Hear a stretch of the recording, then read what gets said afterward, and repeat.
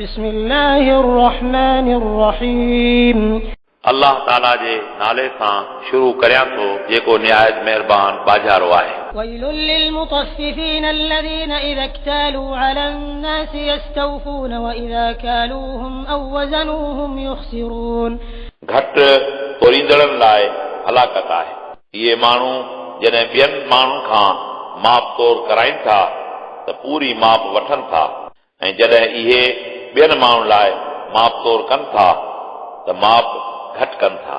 ألا يظن أولئك أنهم مبعوثون ليوم عظيم। छा इन्हनि खे यकीन न आहे त बेशक उन्हनि खे क़यामत जे ॾींहुं उथणो आहे। يوم يقوم الناس لرب العالمين। उन ई ॾींहुं हिसाब लाइ सभई माण्हू अल्लाह जी दरबार में बीहंदा। كلا إن كتاب الفجار لفي سجين। ख़बरदार बेशक काफ़रनि जा अमलनामा सिजीन में आहिनि। وما أدراك ما سجين كتاب مرقوم। ऐं ए पढ़ंदड़ तोखे कहिड़ी ख़बर त सिजीन छा आहे? इहा मोहर लॻायल लिखत आहे। ويل يومئذ للمكذبين الذين يكذبون بيوم الدين। कूड़ ॻाल्हाईंदड़ लाइ उन ई ॾींहुं हलाकत आहे जेके क़यामत जे ॾींहुं खे कूड़ो सम्झनि था।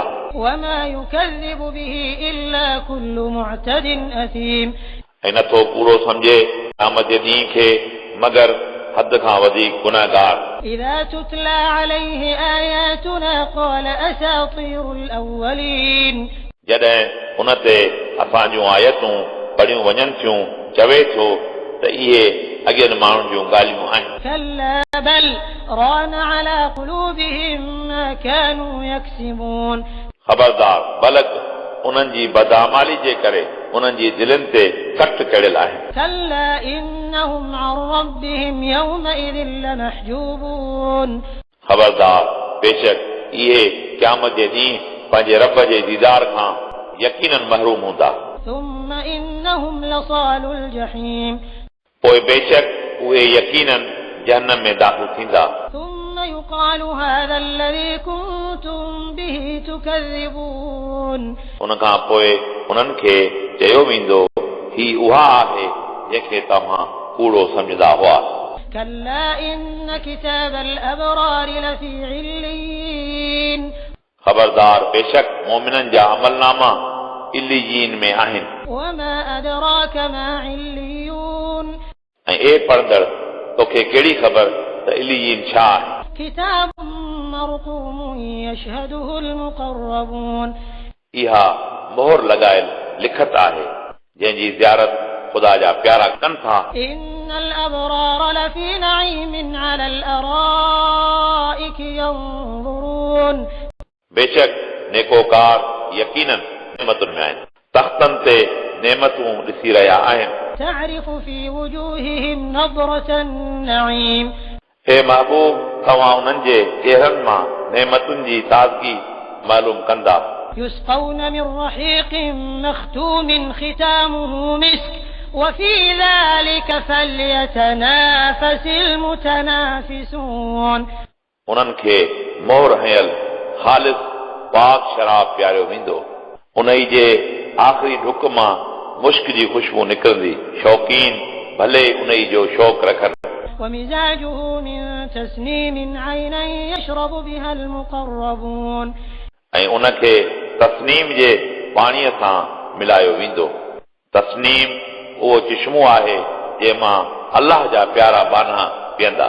إن الذين أجرموا كانوا من الذين آمنوا يضحكون। बेशक गुनाहगार मोमिननि ते दुनिया में खिलंदा हुआ। وإذا مروا بهم يتغامزون। ऐं जॾहिं इहे मोमिननि वटां दुनिया में लंघंदा हुआ त पाण में हिक ॿिए खे इशारा कंदा हुआ।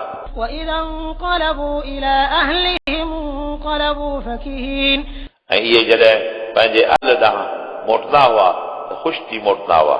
وإذا رأوهم قالوا إن هؤلاء لضالون।